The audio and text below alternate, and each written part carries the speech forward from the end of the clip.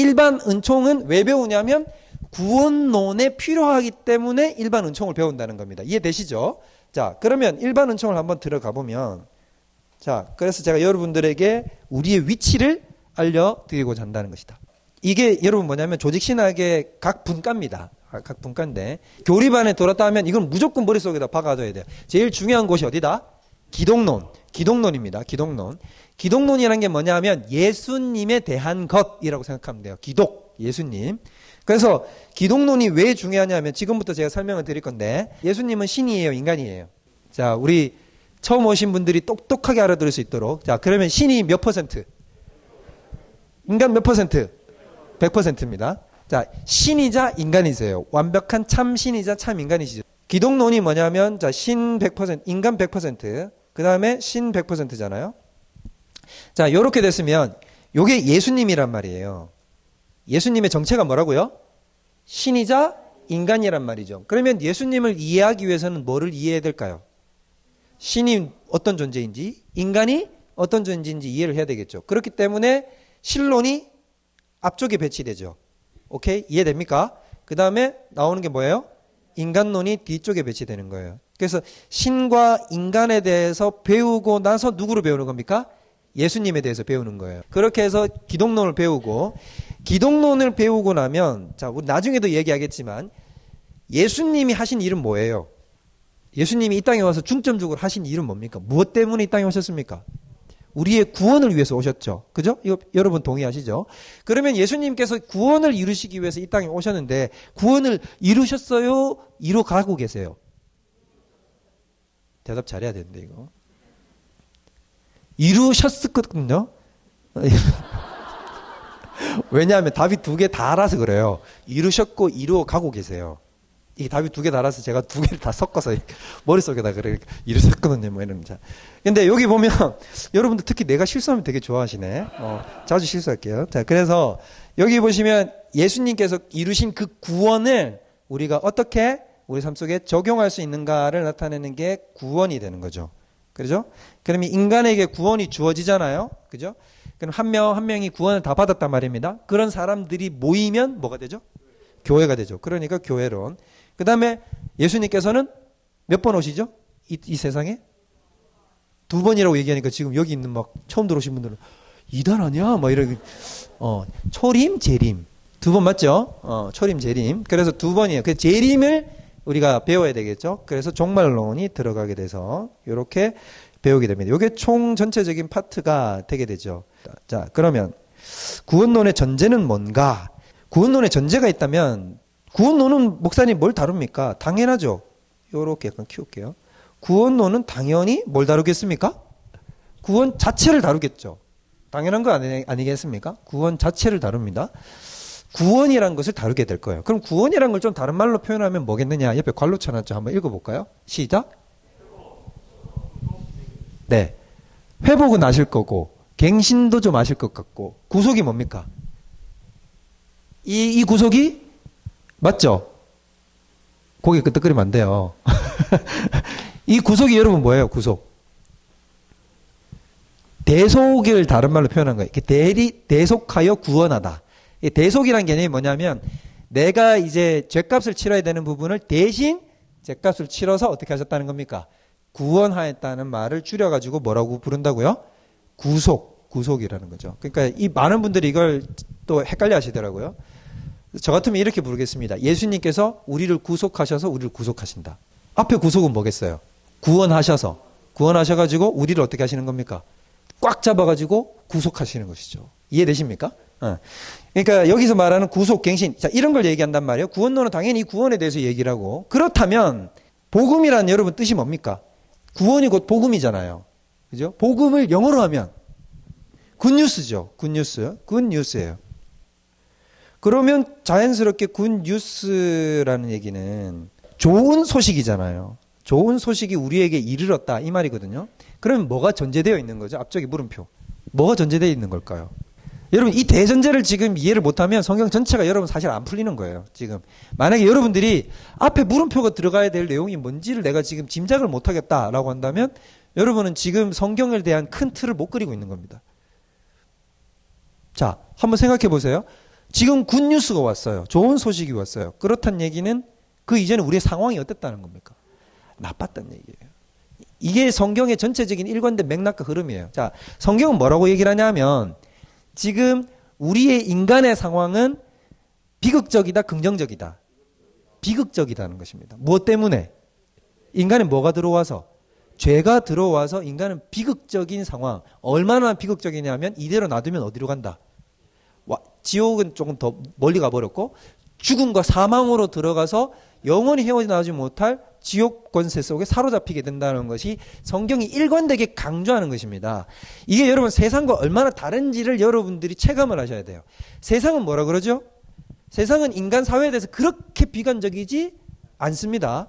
그렇게 비관적이지 않아요.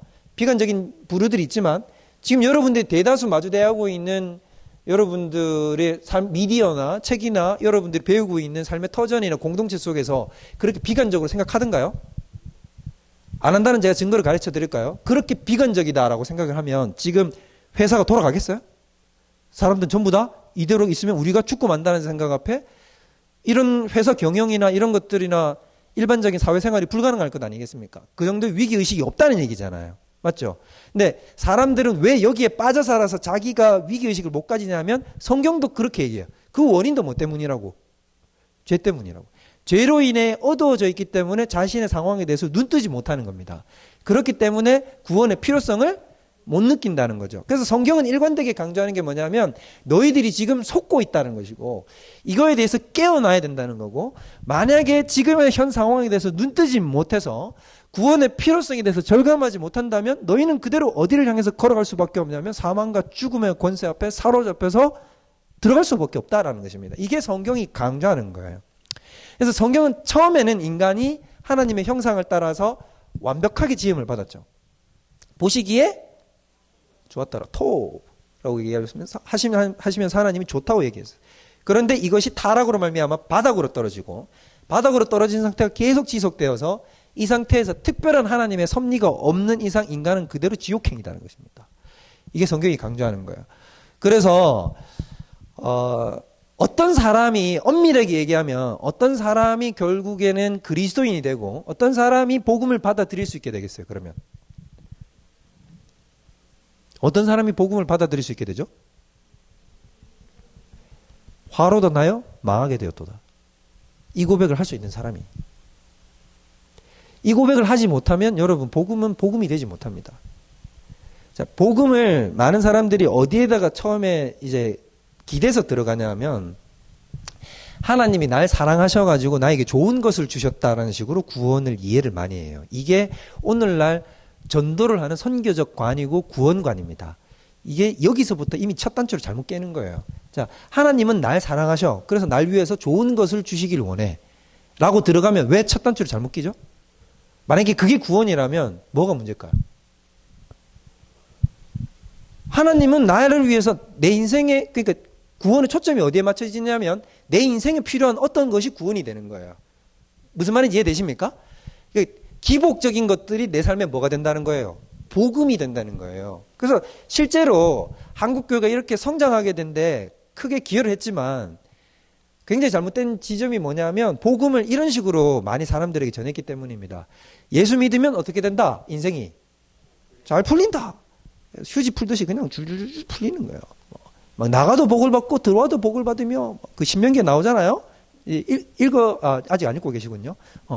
조금 있으면 이제 막 나와요. 레위기에도 이제 나오기 시작하는데 거기 보면 이제 막 나와도 들어가며 들어가도 복을 받으며 네 모든 땅의 기름짐과 막 이른 비와 늦은 비가 다 내려. 이게 복음의 전부가 돼버리는 거예요. 이 첫 단추 잘못 깨는 거예요. 근데 성경은 일관되게 복음이 왜 필요하냐 하면 인간이 어디에 빠졌기 때문에 죄 여기 있어요. 그래서 복음의 핵심은 우리를 죄로부터 구원해내는 겁니다. 어디로부터? 죄로부터. 나의 가난, 나의 질병, 나의 어려움, 나의 곤고, 나의 무능함에서부터 나를 꺼내는 게 아니고 나의 무엇으로부터? 죄로부터 나를 해방시키는 거예요. 그래서 예수님이 하시는 말씀 수고하고 무거운 짐진 자들아 다 어떻게 하라고요? 이 말이 다르게 들려야 되는 거죠. 만약에 앞서 말했던 그런 방식으로 복음이 들린다고 한다면 수고하고 무거운 짐은 어떤 짐이겠어요? 삶의 짐인 거예요. 뭐 곤고, 병든 막 이런 거예요. 이런 거죠. 그런데 우리가 후자라는 게 다시 올바른 관점으로 보면 수고하고 무거운 짐이 어떤 짐이겠어요? 죄의 짐. 조금 더 나아가면 율법의 짐. 그 율법의 저주 아래서 오도 가도 못하고 꼼짝달싹도 못하는 이 수고하고 무거운 짐진 인생들아, 다 어떻게 하라는 거예요? 내게로 와라. 내가 그 율법의 결박에서 너희를 해방하여, 죄의 결박에서 해방하여 내가 너희를 사망에서 생명으로 옮겨내겠다는 것입니다. 그렇게 되면 자연스럽게 따라온 게 뭐냐면 걱정과 근심과 내가 가지고 있던 모든 죄로 인한 결과들, 그걸 뭐라고 불렀습니까? 우리 죄로 인한 결과들, 우리 교리반 먼저 여러분, 죄성 말고 이러지 마. 정말 나를 실망시키면 안 돼요. 자, 우리 신입생들 앞에서 여러분의 가오가 있지. 자, 뭐야? 죄. 자, 죄는 원죄를 얘기하는 거고 죄로부터 파생된 모든 안 좋은 것들을 뭐라고 불렀어요? 악. 그렇죠. 우리 지인 집사님 화이팅. 박수. 그래도 자존심을 지켜주셨어. 요거 죄, 악이에요. 악. 그러니까 가난, 질병 뭐 이런 거. 이런 모든 인간의 고통을 주는 모든 것들. 그런 것들이 다 뭐라고요? 악. 그러면 죄로부터 해방되면 악으로부터도 자연스럽게 어떻게 되겠어요? 해방되죠. 근데 우리는 자꾸 순서를 악으로부터 해방해. 거기에만 자꾸 초점을 맞춘단 말입니다. 이렇게 되면 된다, 안 된다? 안 된다는 거죠. 이렇게 되면 복음의 본질을 왜곡하게 된다는 것입니다. 이해되시죠?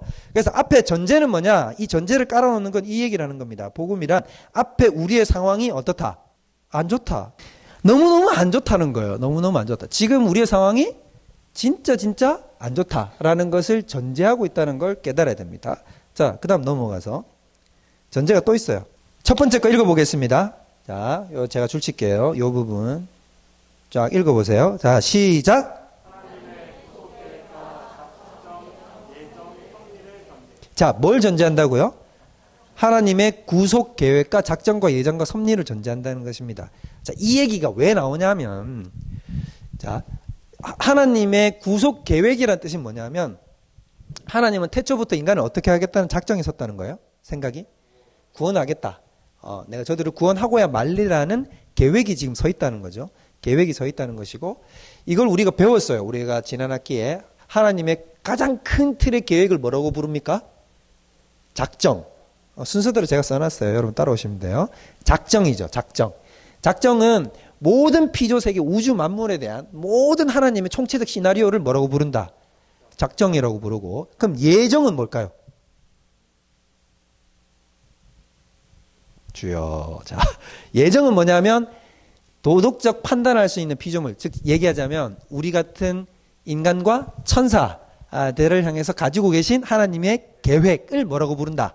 예정이라고 부른다는 겁니다. 자, 그 다음에 섭리는 뭡니까? 하나님의 보존, 유지하시는 사역을 섭리라고 불렀어요. 자, 앞으로 계속 배우면 돼요.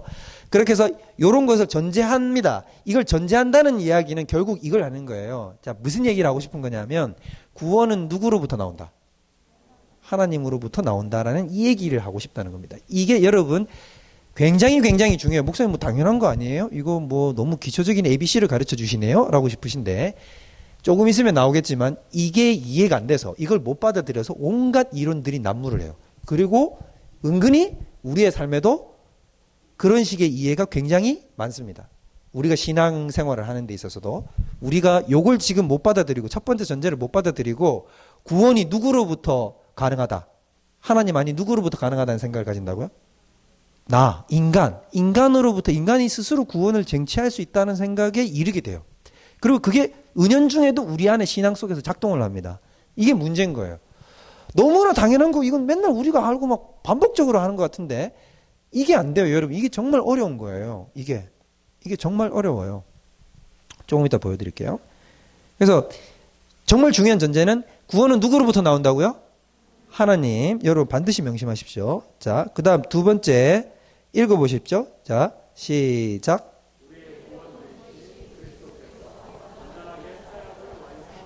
여기서 말하는 사역은 무슨 사역일까요? 구원 사역. 구원 사역을 예수님이 어떻게 하셨다? 완성시키셨다는 것입니다. 그래서 요거 두 개를 전제하고 나서 끌고 들어오면 자, 뭐가 결론이 내려지냐면 요 결론이 내려지는 거죠. 자, 뭡니까? 앞에 구원의 획득이 맞다 아니다? 아니다. 그럼 도대체 뭐냐? 구원의 도대체 이 말이 무슨 말인지 여러분 이해가 되십니까? 뭔가 감이 잡히십니까? 무슨 말이냐면 우리가 구원론은 이런 게 아니라고요. 구원 얻는 방법에 대해서 이야기하는 게 아닙니다. 목사님 지금 구원 얻는 방법 배우자고 구원론 하는 거다. 아니에요. 인간이 구원 얻는 방법이 있는 게 아니에요. 구원은 누가 주는 거예요? 하나님 쪽에서 일방적으로 주시는 거란 말입니다. 이해되세요? 이게 구원이 가지고 있는 우리의 성경적 관점이라는 것입니다. 자, 에베소서 2장 8절 펴보세요. 아예 5절부터 한번 읽어봅시다. 에베소서 2장 5절. 허물로 죽은 우리를 그리스도와 함께 살리셨고 너희는 뭘로 구원을 받은 것이라? 은혜로 구원을 받았다. 그래서 또 함께 일으키사 부활을 시키셔서 그리스도 예수 안에서 함께 하늘에 앉히시나니 나중에 우리가 천국에서 영화로운 유업을 누린다 이 말을 얘기하는 겁니다. 이는 그리스도 예수 안에서 우리에게 자비하심으로써 그 은혜의 지극히 풍성함을 오는 여러 세대에 나타내려고 그렇게 하신 것이다. 8절 다 같이 시작.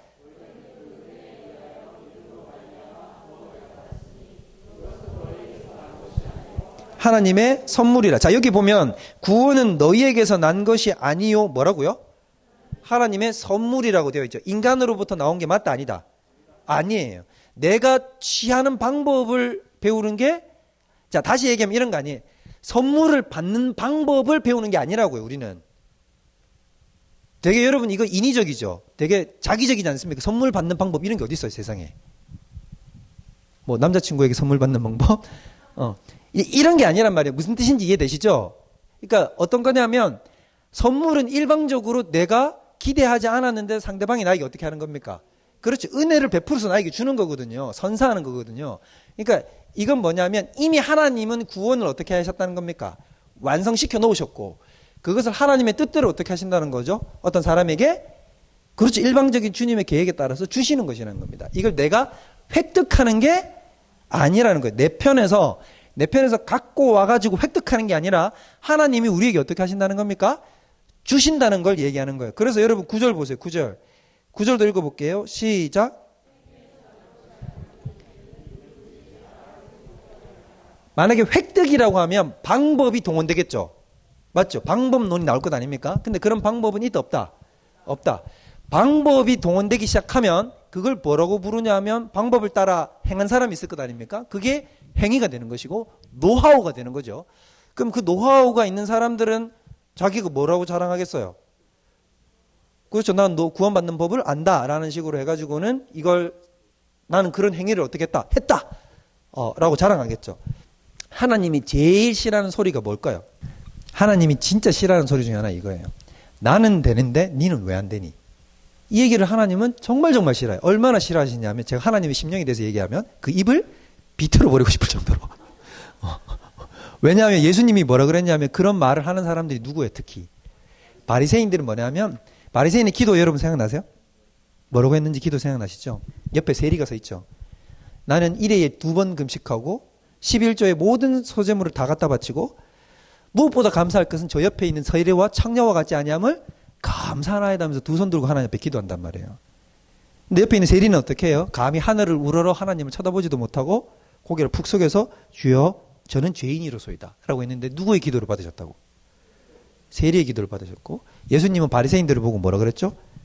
이 독사의 자식들아 라고 얘기를 했어요. 예수님이 욕을 잘하셨다 못하셨다? 예수님은 욕을 찰지게 잘하신 필요할 때 착 근데 이게 무슨 말이냐면 예수님은 정말로 그 입을 비틀어 버리고 싶을 만큼 나는 되는데 너는 왜 못해? 나 바리새인은 되는데 세리 너는 왜 못해? 왜 창녀 너는 왜 안 돼? 너는 왜 못하냐? 너는 왜 율법을 못 지키는데? 이렇게 쉬운데 나는 되는데 옷자락 휘날리면서 이 얘기하는 것 예수님이 제일 싫어요. 그럼 왜 싫어할까요? 하나님은 처음부터 안 되게 만들어놨거든. 자, 인간이 죄를 저질렀을 때 이미 인간은 하나님의 법을 이행할 수 있는 능력이 없거든. 다 없는데 다 없게 만들어놨는데 그래서 율법을 줘놓고 613가지 지켜보라고 해가지고 스스로 실패를 맛보게 시켜놨는데 자기들은 자꾸 뭐라고 생각하는 거예요? 그렇지. 난 실패가 아니라 할 수 있다고 생각해. Yes, I can do. 막 이런단 말이야. 그러니까 하나님 입장에서는 실패감을 맛보고 나한테 꿇어 엎드리고 겸비한 마음으로 나오라고 율법을 줬는데 그 율법을 가지고 자기를 어떻게 하는 겁니까? 자랑하고 있으니까 하나님 입장에서는 답답하기 그지없는 거죠. 나 교리반한 사람, 나 30초 만에 들어갔어. 나 PC방 갔거든? 너 이 고생을 안 해? 막 이러면서. 이게 가능한 줄 알아? 막 이러면서. 이렇게. 내가 무려 1년 반, 3년을 배운 사람이야. 막 이러면서. 이러면 골치 아파. 그러니까, 이게 이제 이 태도를 가지면 뭐가 되냐면 구원의 획득이 되는 거예요. 구원의 획득.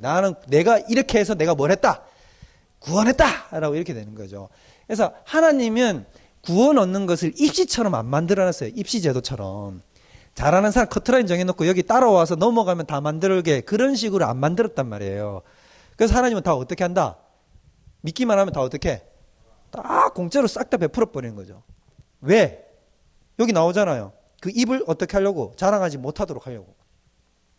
모든 우주 만물로 하여금 그 입을 다물게 하려고 하나님께서 그렇게 하시는 거란 말이죠. 이해되시죠? 구원의 순서. 구원에도 순서가 있다는 말이에요. 제가 왜 그런 거냐라고 얘기를 하면 하나님은 구원을 단 한 번의 과정으로 우리에게 툭 하고 이렇게 던지지 않아요. 이렇게 단계적으로 밟아서 진행하시고 여러 단계를 거치십니다. 그렇게 하시는 이유는 뭐냐면 하나님께서는 구원의 풍성함을 우리에게 가르쳐 주시기 위함이에요. 그러니까 구원은 단순하게 우리가 죽어서 천국 간다가 아니에요. 그보다 훨씬 더 심오하고 깊은 세계들이 있는 거죠. 그걸 우리에게 가르쳐 주시고자 여러 단계들을 거치면서 우리가 넘어가는데 이게 구원의 순서를 넘어가면서 이제 굉장한 큰 게 이제 어떤 변화를 여러분들이 맞이하게 되냐면 우리가 지금까지 이때까지 구원은 일방적으로 누구의 사역이라고 지금 배웠습니까? 하나님의 일방적 사역이라고 배웠잖아요. 하나님의 전적 주도하심을 통해서 우리에게 구원이 주어진다라고 지금까지 배웠는데 어느 순간에 요게 신인 협력으로 바뀌어요. 와우. 그 타이밍이 언제냐면 이제 답을 가르쳐 드려야 여러분 또 헷갈리지 않고 또 어디 가서 막 우리 목사님이 막 신인 협력으로 구원받는다 이런 소리 했다 이렇게 할 거. 뭐냐면 성화에서 그러니까 성화를 들어가게 되면 어떻게 되냐면 그때는 하나님의 일방적 사역이 아니라 인간의 협력이 필요로 합니다. 하나님이 그걸 요구해요. 자, 거듭나고 나면 하나님의 백성이 되고 나면 그 다음 우리에게 뭘 요구하신다고요? 성화에 대한 요구를 하십니다. 네가 따라와, 네가 해라고 요구를 하세요. 그리고 우리가 해야 뭐가 일어나냐면 성화가 일어나요. 이해되세요? 그러니까 어느 순간에 요게 가다가 이렇게 싹 뒤바뀌기 때문에 이게 정말 어려워요. 그러니까 왜냐하면 사람들은 뭐라고 생각하냐면 성화가 어려운 이유는 나 그전까지는 하나님이 다 한다며. 하나님이 다 한다며 또 실제로 성화를 하나님이 다 한다라고 가르치는 데가 있어요. 내가 노력할 필요가 없고 어떻게 하기만 하면 된다. 믿기만 하면 된다.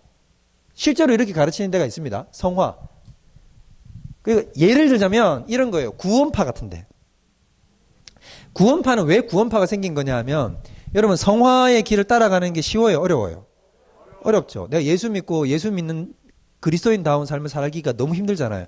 반복해서 쓰러지고 실패하거든요. 그러면 구원파는 가면 뭐라고 얘기를 하냐면 혹시 여기 구원파에서 오신 분 한번 답을 해주시면 없으시군요. 구원파에서는 이렇게 답을 해요. 뭐라고 하냐면 네가 구원받지 못했기 때문이라는 거야. 네가 그런 고민을 하는 이유는 뭐 때문이라고? 구원을 애시당초부터 너는 구원이 안 받았기 때문이라는 거지. 에? 그럼 깜짝 놀라잖아. 우리는 뭐라고 생각해요? 구원은 받았는데 이렇게 생각하는데 너는 구원을 못 받았다고 얘기를 하는 거예요. 그러면은 왜 그런 거냐? 네가 구원의 확신이 있으면 예수님은 너의 과거, 현재, 미래의 죄를 다 어떻게 하셨다? 다 없애버리셨잖아요. 그러므로 말미암아 네가 저지른 죄악 때문에 괴로워할 필요가 없다. 네 그 구원의 확신이 네가 없다는 거 아니냐라는 거죠. 그래서 이 구원파는 뭐를 없애버리는 거냐면 성화의 삶을 살아가면서 꾸준하게 죄와 싸워서 투쟁하는 것을 실패자의 삶으로 규정을 해버리고 이걸 어떻게 해버리는 겁니까? 구원의 여정 속에서 빼버리는 거죠. 도려내버리는 겁니다. 그래서 구원을 믿음으로 받아서 구원 얻듯이 이걸 그냥 강조해서 끝까지 밀어버리는 거예요. 끝까지 밀어버려서 어떻게 하냐면 삶 속에서 거룩한 삶을 향해서 투쟁하는 요소들을 싹 긁어 빼버리는 거죠. 이런 식으로 가게 된다는 거죠. 이해되시죠? 그러니까 또 반대는 또 어떻게 되냐면 이렇게 극단으로 가는 경우는 또 이렇게 가는 거예요. 어떤 극단이 있을까? 자, 구원파는 오로지 믿음으로 끝내버렸으니까. 자, 그 다음엔 어떻게 갈까요? 그렇죠. 행위를 극단적으로 하는 거예요. 구원을 어떻게 받냐면 이렇게 가는 거죠. 너 지금 믿음으로 말미암아 구원 얻었다고 해서 막 난리치지. 너 근데 그거 아니다? 어떻게 해야 구원이 완성되는 줄 아냐? 라고 얘기를 하면 네가 뭘 어떻게 해야 된다고? 행위를 지켜야만 네가 나중에 뭘 받는다? 구원을 받는다라고 얘기를 해요. 이 사람들은 약간 조금 더 복잡하게 얘기하는데 뭐라고 얘기를 하냐면 유보된 칭의. 그러니까 칭의는 뭐냐면 이렇게 얘기를 하죠. 너 불의함에도 불구하고 예수님으로 말미암아 너 어떻다? 너는 의롭다. 라고 이제 이게 법정적인 거라거든요. 선고를 해버린 거죠. 자, 너는 불의함에도 불구하고 예수로 말미암아 너는 어떤 사람이 됐다?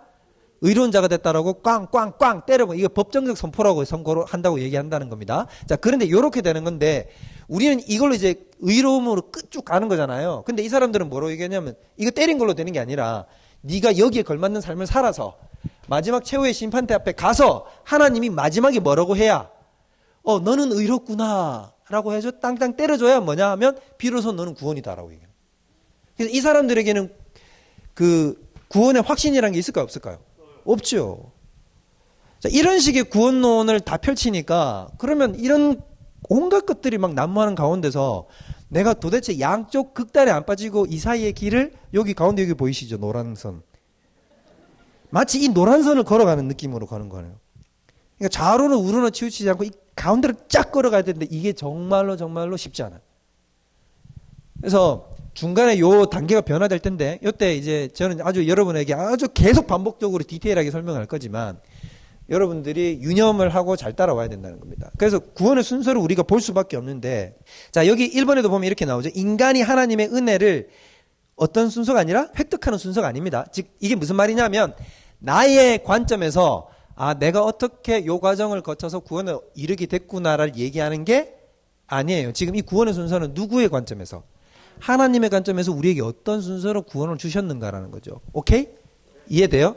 이걸 잊어버리면 자꾸 우리는 초점을 자꾸 우리가 무의식적으로 어디로 가져오게 되냐면 나 중심적으로 하나님을 봐요. 제가 우리 교리반 할 때 제가 반복해서 말씀드리죠. 절대로 주의해야 될 게 뭐냐면 나 중심적으로 하나님을 이해하지 말라는 거예요. 그러니까 나 중심적으로 하나님을 이해한다는 게 뭐냐면 질문하실 때 저한테 이런 질문 하시는 분들이 많아요. 이런 식으로. 목사님, 그게 아니라 이렇게 되어야 마땅한 것 아닙니까? 무슨 뜻인지 이해돼요? 하나님이 그렇게 하면 안 되고, 하나님이 이렇게 해야 마땅한 거 아니에요? 라고 이런 식의 질문들이 나오는 거죠. 여러분들도 그런 식의 생각을 하고 계시거든요. 그러니까 이런 질문이 나오게 되는 배경은 뭐냐면, 나도 모르는 사이에 내가 내 자신의 죄성에 속고 있는 거예요. 자, 내가 하나님이 내 위에 계신 게 아니라 누가 하나님 위에 계신 거예요? 내가 하나님 위에 꼭대기에 서서 어떻게 하냐면 하나님한테 이렇게 얘기해요. 하나님 제 판단과 제 기준에 비춰봐. 내 논리에 딱 봤을 때는 이게 아닌데 하나님 이렇게 가야 되잖아요. 왜 술을 이렇게 두세요? 라는 얘기거든요. 이게 여러분 굉장히 위험한 태도라고요. 그러니까 여러분들이 교리를 배울 때 특히 이렇게 신학을 배우고 성경을 배울 때 조심해야 되는 게 뭐냐면 나도 모르는 사이에 이렇게 내려다본단 말이에요. 이 질문의 자세에 절대 서지 말라는 거죠. 말라. 그래서 항상 어떻게 되냐면 하나님이 어떻게 하셨나 그 아래에 서서 하나님께 질문하는 거죠. 하나님 이게 왜 이렇습니까? 라고 질문하는 건 몰라도 하나님이 이렇게 되어야 되는데 왜 이렇게 합니까? 라는 거죠. 뭐 예를 들자면 우리 제일 많이 묻는 질문이 이런 거죠. 하나님 모든 사람을 다 구원해야지 왜 누구는 구원하고 누구는 버리고 왜 그럽니까? 좀 약간 그 속적 계시리. 만약에 이런 식의 적용이 들어간다고 하면 이게 뭐냐면 내가 옳다고 생각하는 건 어떤 거란 겁니까? 모든 사람이 다 구원 얻는 거지. 근데 왜 하나님은 일부만 구원하냐는 거야. 이런 식의 질문이 들어가는 건 나도 모르는 사이에 내가 어디 위치에 서려고 하는 거다. 하나님 위에서 하나님을 내려다 보려고 한다는 겁니다. 이거 정말 어떻게 하셔야 된다? 조심하셔야 된다. 조심. 그래서 우리가 하나님 앞에 나아갈 때는 여기도 마찬가지인데 순서가 아니라 하나님이 인간에게 은혜를 수여하는 순서. 그래서 항상 여러분 하나님을 더 깊이 잘 알고 싶으시죠? 하나님을 잘 알고 싶고 하나님을 이해하고 싶으시면 여러분들이 누구의 마음이 되어 보면 되냐면 하나님의 마음이 되어 보면 이게 이해가 돼요. 그 입장에 항상 서십시오. 그러면 하나님의 주권, 하나님의 통치 이런 게 전혀 여러분의 삶에 거슬리지 않아요. 그게 왜? 그 당연한 거지. 하나님이니까 그러실 수 있지. 그게 왜? 하나님이 주권자니까. 이게 하나도 거슬리지 않습니다. 그러니까 누구의 입장에 서시라고요? 하나님의 입장에 서셔야 된다. 그 얘기를 하는 겁니다. 자, 그럼 완벽한 구원의 순서가 있습니까? 있을 것 같죠? 이게 여러분, 이 구원의 순서 나중에 나오지만, 구원의 순서는, 신학자마다 달라요. 신학자마다 다르고, 교단마다 조금씩 차이가 있습니다. 그렇기 때문에 완벽하게 정해진 구원의 순서는 없어요. 그러나, 그건 그 어떤 누구도 찾을 수 없죠. 왜냐하면 하나님에게 속한 신비의 사역이니까, 우리의 영에 일어나는 사역이니까 그걸 우리가 어떻게 다 디텍트를 해가지고 그걸 감지할 수 있겠어요? 그렇게 못하겠죠. 근데 큰 테두리는 분명히 그릴 수 있어요. 큰 테두리. 큰 테두리를 한번 볼까요? 우리 로마서 한번 찾아보겠습니다. 8장 29절에서 30절 읽어볼까요? 시작.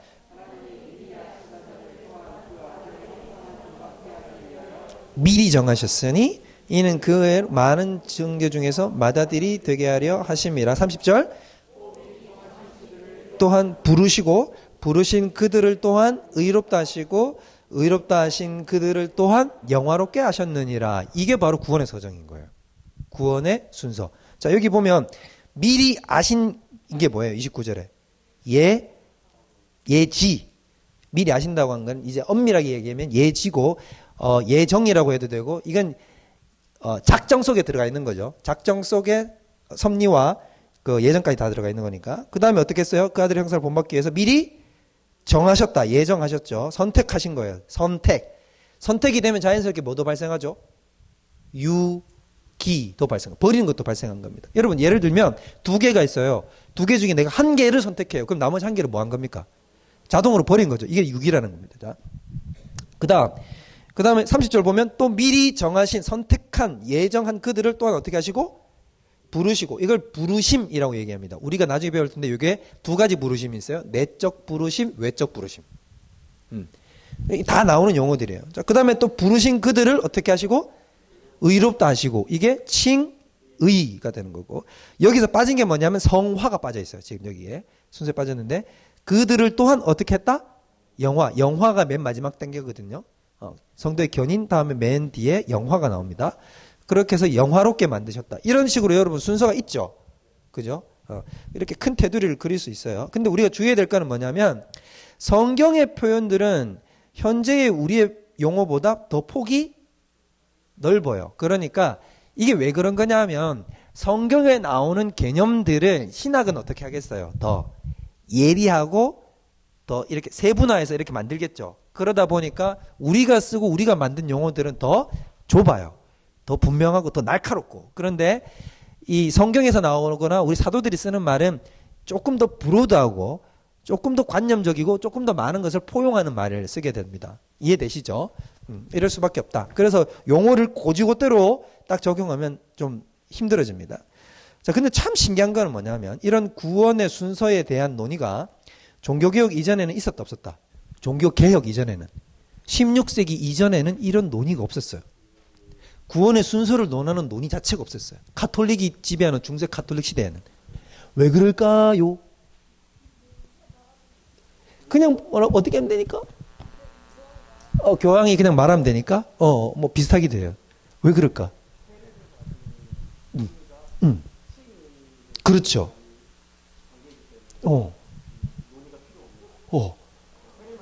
나 지금 너무 놀랐어요. 우리 진 집사님. 우리 박수 한번 쳐야 돼.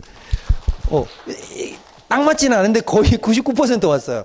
여러분 뭐냐면, 이제 우리 종교 개혁에 비로소 들어갔을 때 이제 무슨 교리가 올라오게 되고 이제 똑바로 이제 우리가 바로잡게 됐냐면, 은혜로 말미암아, 즉 믿음으로 말미암아 무엇을 얻는다? 그 구원을 얻는다, 의로움을 얻는다라는 교리가 이제 성경의 그 사상이 제대로 이제 부각됐잖아요. 중세 때 특히 이제 중세 가톨릭이 지배할 때는 뭐냐면, 은혜와 믿음으로 말미암아 구원을 얻는 게 아니에요. 지금도 가톨릭은 믿음으로 구원 얻는 게 아닙니다. 가톨릭은 행위로 구원을 얻어요. 지금도 여전히 구약 제사로 치르는 것과 똑같아요. 그래서 뭐냐면, 그런 식의 사고방식 속에서는, 그런 식의 체계 속에서는, 즉 은혜로 구원받는다라는 것이 없고 행위로 구원을 얻는다는 쪽에 체계가 갖춰져 있으면 구원의 서정이라는 게 있겠어요? 없겠어요? 없죠. 하나님이 선택하셨고 나를 부르셨고 나에게 의로움을 주셨고 그래서 내가 하나님의 양자가 됐고, 이런 식의 과정이 필요가 없는 거야. 뭐만 되냐면, 교회가 아까 얘기한 것처럼 세례 줘가지고 나에게 칭의를 강제로 주입하는 거거든요. 가톨릭은 의로움을 밖에서 교회가 주입하는 거예요. 주사 놓는 거라고. 정말로 못 믿으시는 짓인데, 이걸 여러분, 가톨릭은 뭘 그렇게 자주 합니까? 성찬을 자주 하죠. 성찬하는데 뭘 입에다 자꾸 물려줘요? 면사포 같은 거 이렇게 둘러쓰고는 앞에 나오면 열어가지고 입에다 하나씩 딱 넣어주잖아요. 그럼 그 성찬은 원래 뭐가 무엇입니까? 살과 피니까 포도주 먹고 그 다음에 빵 먹잖아요. 근데 뭐만 주냐면 성도들한테는 빵만 줍니다. 전병만 줘요. 전병만 주는 이유는 뭘까요?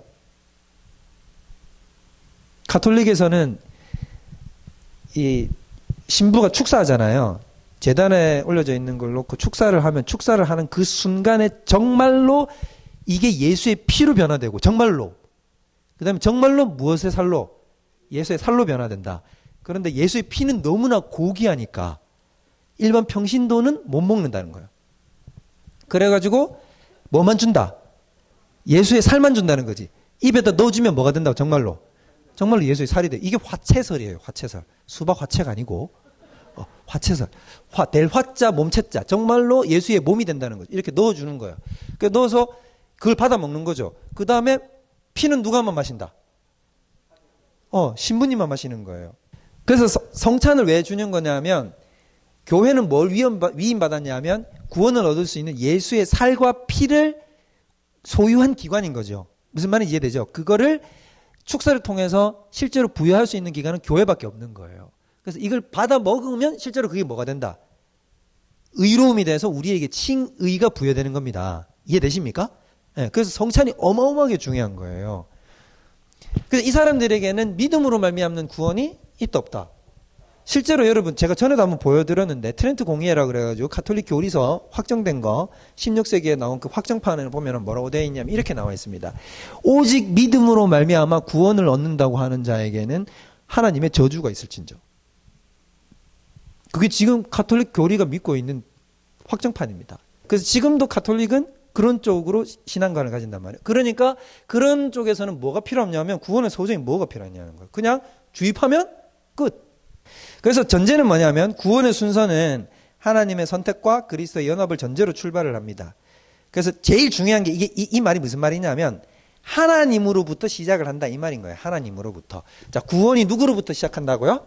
하나님, 인간으로부터 시작하는 게 아니라 하나님으로부터 시작을 한다는 거고, 특히 여기서 중요한 게 뭐냐면 아무리 신학자들이 이견이 있을지라도 우리 개혁파 신학 안에서는 반드시 중생 혹은 부르심에서부터 시작을 한다는 겁니다. 이게 여러분 나중에 제가 여러분한테 가르쳐 드릴 텐데 오늘은 그냥 잠깐 개론식으로만 들으세요. 중생이 뭐냐면 거듭난 거예요. 거듭났어요. 거듭났는데 내가 모르는 거예요. 내가 모르는데 거듭나 있는 상태. 이해돼요? 목사님 그런 일이 어떻게 있을 수 있어요? 여러분도 그럴 때가 있었어요.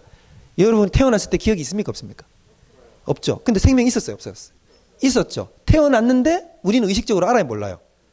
모르죠. 여러분이 수정태 때의 기억이 갖고 있습니까? 난 지금 난 체세포 분열을 하고 있어. 막 기억나세요, 지금? 그럴 때 없잖아요. 근데 지금 내가 생명이 있음에도 불구하고 나는 의식이 없잖아요. 무슨 말인지 이해돼요? 그러니까 사람이 영적으로 거듭났을 때 이게 구원파가 잘못하는 일인데 구원파는 중생이란 게 없어요. 구원파는 뭐만 있냐면 회심만 있어. 자, 이게 뭐냐면 의식적인 인식만 있다고요. 자꾸 구원파 하는 말 얘기가 뭐예요? 당신은 몇 월 며칠에 몇 시에 몇 초에 거듭났습니까? 라고 자꾸 묻잖아요. 자, 중생이라는 것은 내가 내 영혼이 거듭난 때를 내가 알 수 있다 없다.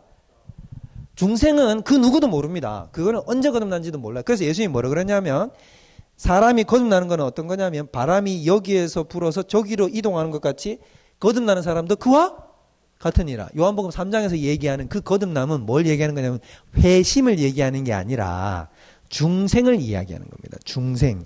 중생은 어떤 거냐면 내가 나도 알지 못하는 사이 하나님이 나를 어떻게 해놓은 거예요? 거듭나게 해놓은 상태예요. 거듭나게 해놓은 상태고 이 거듭나게 하나님이 일방적으로 나를 거듭나게 했어. 이미. 거듭나게 해서 그 다음 내가 어떻게 하냐면 이 거듭나야만 인간이 뭘 할 수 있냐면 내가 죄인이구나 라는 걸 안다고요. 무슨 뜻인지 이해가 돼요? 우리는 보통 이렇게 생각하잖아요. 내가 죄인이구나. 그래서 내가 하나님을 필요로 하구나 해서 가서 내가 믿었더니 내가 뭐가 된 거예요? 중생했다 생각하잖아요.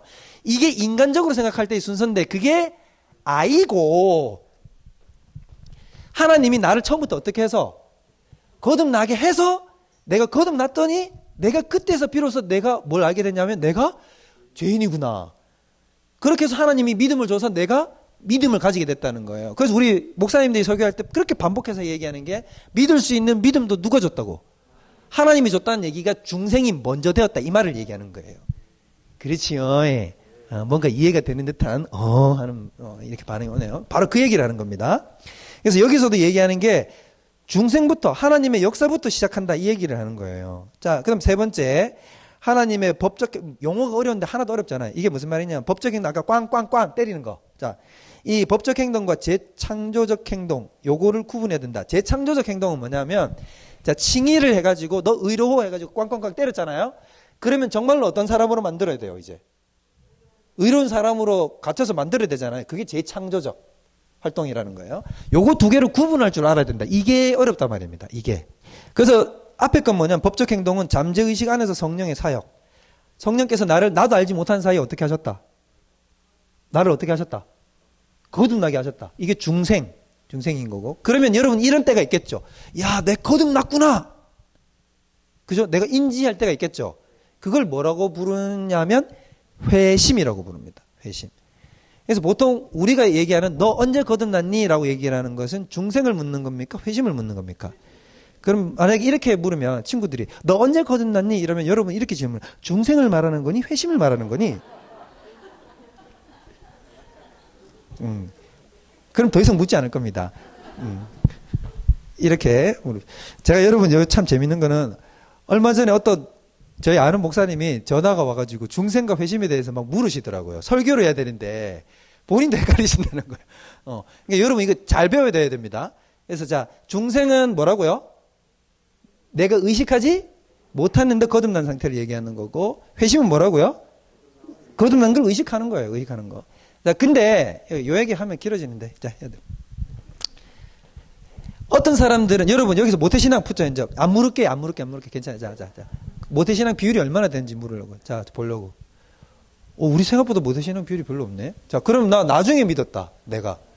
우와, 우리 교리만 나중에 믿은 사람이 반반인 것 아니면 거의 더 많은 것처럼 느껴지네요. 자, 보통 자기가 거듭난 때를 물으면은 뒤에 후자분들은 보통 알아요, 몰라요? 아시죠? 도열 집사님 아시죠?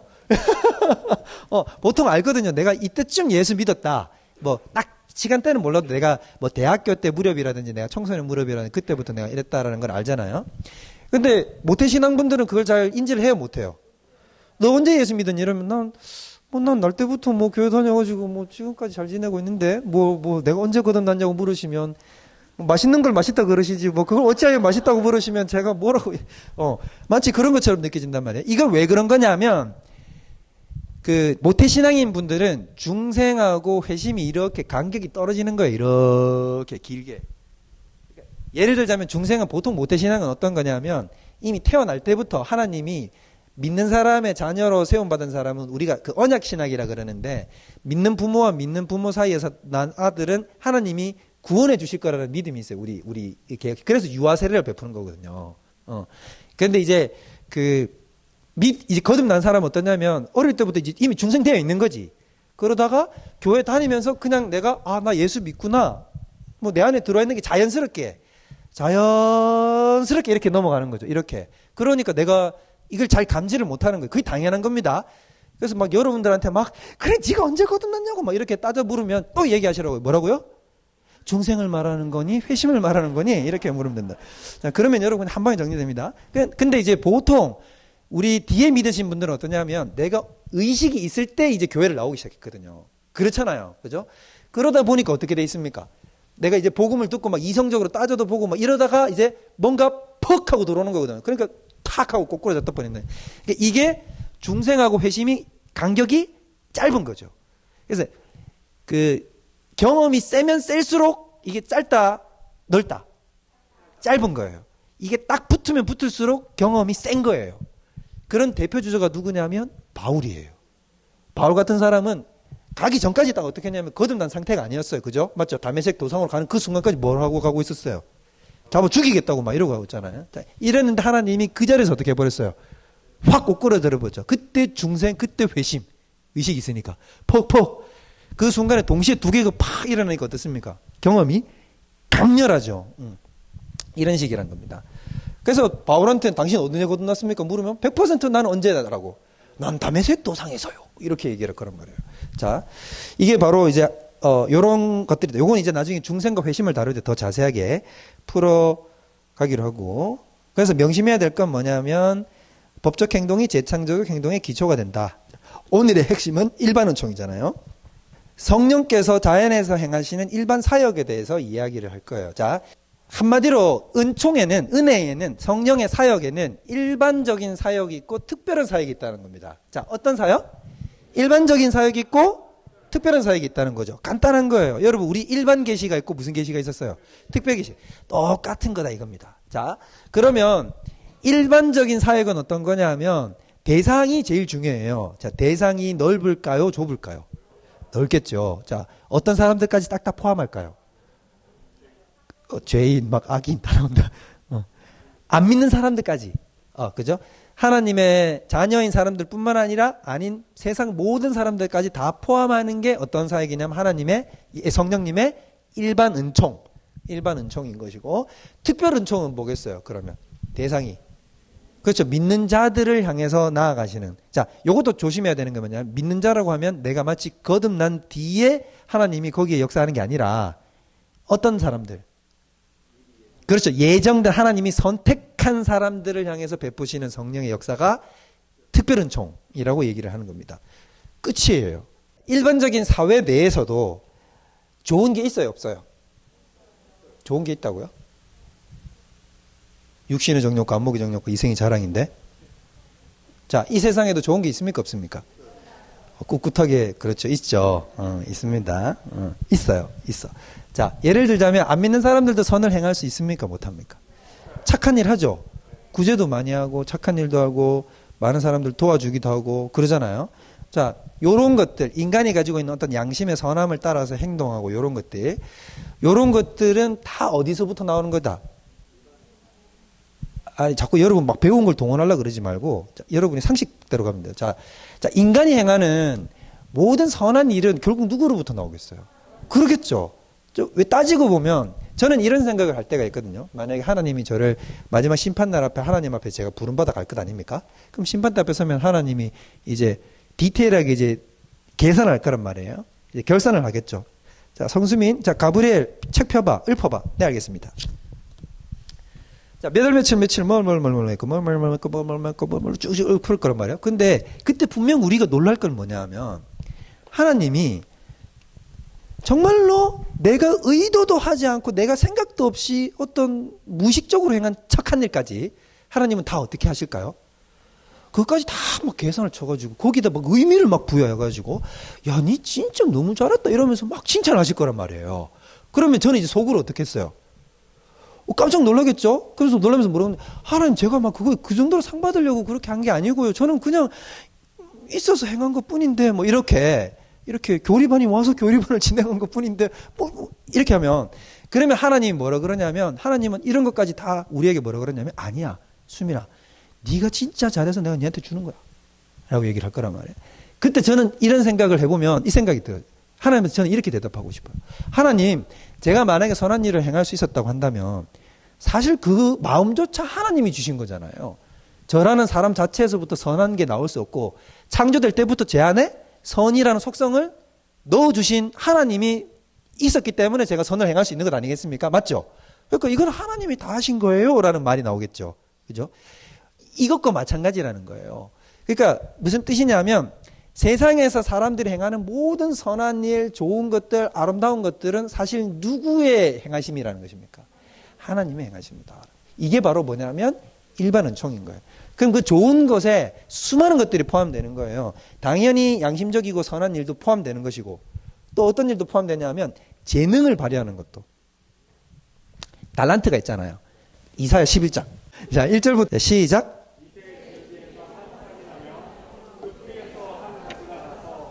스톱. 자, 이게 누구냐면 이세 주기에서 한 싹이 바로 예수님을 얘기하는 겁니다. 자, 그 다음에 2절 시작.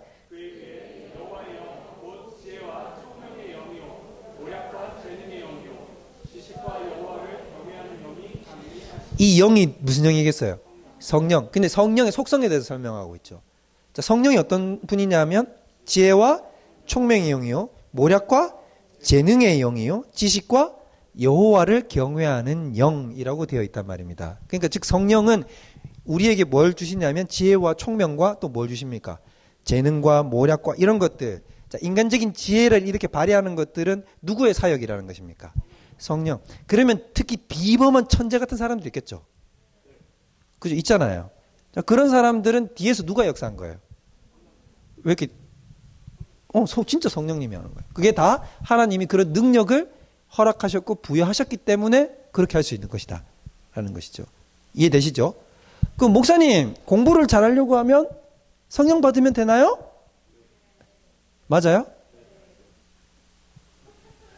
그럼 기말고사 잘 치려고 하면 기도하러 가면 되겠네. 기도도 심히 지혜롭도다. 성령 충만하신 것 같은데. 근데 여러분 길게 보면 정말로 공부를 잘하려고 지혜롭려고 하면 성령이 충만하면 정말 하나님이 없는 지혜도 주십니다. 진짜 성령님이 임하면 이게 터집니다. 이게 머리가 터져요. 정말로 하나님이. 그리고 특히 뭘 보는 지혜는 열릴까요? 정말. 성령은 일반적인 데서는 더 그렇게 작용하겠지만 특히 어디에서? 말씀은 특히 누가 역사하셔야만? 성령이 역사하셔야만 정말 열립니다. 신기합니다, 여러분. 진짜 신기합니다. 이거는 갑자기 사투리가 막 튀어나오는데 제가 여러분 성경 공부 많이 가르쳐 보잖아요. 성경을 아는 지식은 학력하고는 전혀 상관이 없습니다. 우리는 어떻게 생각하면 좀 학부가 높고 좀 머리가 수능 성적이 높으면 성경도 좀 빨리 이해할 것 같잖아요. 전혀 상관관계가 없다. 정말로 그래요. 영적인 계시가 터지는 거는 그런 것하고 상관이 없어요. 계시는 정말로 뭐로 열리냐 하면 진짜 영으로 열립니다. 성령이 들어와야만 이게 수납이 되고 이게 턱턱턱턱 터져요. 제가 볼 때는 그냥 너무 간단한 논리인데 요거니까 요 다음이고 요 다음이니까 요 다음이잖아요. 근데 요 다음 단계로 물으면 못 넘어가요. 이게 안 돼. 그래서 하나님이 저한테 마치 뭐라고 얘기하신 것 같냐면 야 이는 힘으로 되지 아니하고 능으로 되지 아니하고 오직 여호와의 영으로 말미암느니라. 딱 이 말을 저한테 하시는 것 같아요. 진짜. 그래서 여러분들 성경은 특히 하나님의 계시는 꼭 뭘로만 트인다? 성령으로만 트입니다. 그래서 생명의 유지 발전 각각의 운명으로 인도하시는 분이 누구시다고요? 성령이라고. 자꾸 여기 성령이 지금 우리 성령 얘기예요. 성령. 자꾸 하나님 이러면 안 돼요. 맞기는 맞지만 지금 누구 얘기한다고요? 성령. 그 사역 성령이 하시는 겁니다. 그래서 성령의 일반적인 사역은 어디에 뿌리를 둘까요? 창조. 그러니까 지금 무슨 말이냐면 일반 은혜, 일반 은총은 창조, 피조 세계 전체에 미치는 거잖아요. 예외 없이. 그렇기 때문에 창조에 기반을 두는 거고 특별 은총은 어디에 기반을 두겠어요? 예수 그리스도 안에서 기반을 두는 거죠. 예수 그리스도 안에서. 오케이? 무슨 말인지 알죠? 예수 그리스도 안에서 택함을 받아서 이렇게 쭉쭉쭉 나가잖아요. 그러니까 그 선택받은 사람들 안에서 영향력이 미친다. 그래서 일반 은총을 한마디로 얘기하면 뭐냐? 성령께서 인간의 마음을 새롭게 하시지 않은 채, 이게 무슨 말이냐면 거듭나게 하시지 않은 채로 거듭나게 할 필요 없이 사람의 도덕적 감화를 통해서 죄를 억제시켜요. 자, 여러분 참 신기한 거 여러분 안 느껴지십니까? 저는 어릴 때도 그랬는데 사람들이 만약에 전부 다 자기 욕구대로 살면 이렇게 살까? 근데 사회가 유지되고 있다는 게 여러분 신기하지 않아요? 저는 제일 어릴 때 궁금했던 것 중에 하나가 뭐냐면 왜 사람들은 자 여러분 공부하기 좋아요 싫어요? 자 공부하기 좋다. 물론 있겠지만 지금 분위기를 봐서 손 들기가 좀 그랬을 텐데 대체적으로 막 공부하기 좋은 사람은 우리 손에 꼽잖아요. 일반적인 사람들은 다 공부하고 싶어요? 공부하기 싫어요? 공부하기 싫어하잖아요. 그럼 공부하기 싫은 사람들은 공부 안 하는 사회를 만들었을 것 아닙니까? 안 그래요? 나는 딱 합의를 볼 것 같은데 공부가 만약에 네 공부하기 좋아 안 좋아? 싫어. 나도 공부하기 싫거든. 너는 어때? 너도 싫어. 너도 싫어. 너도 나도 싫고 나도 싫어. 자, 그럼 우리 다 같이 공부 아예 안 하자라고 하면 되잖아요. 근데 이상하게 사회는 어때요? 공부를 하지요. 물론 우리 경쟁에서 남보다 위에 올라서려는 그것 때문에 우리나라는 공부를 하지만 서양에서의 학문을 보면 학문 자체가 뭔가 누가 강제해서 하는 게 아니라 즐겁고 기뻐하고 원리를 연구하기 원하고 이래서 학문이라는 게 발전하잖아요. 이런 거 보면 신기하지 않습니까? 신기해야 돼요. 이제 집에 가서 신기하다 이제 뜨시면 돼요.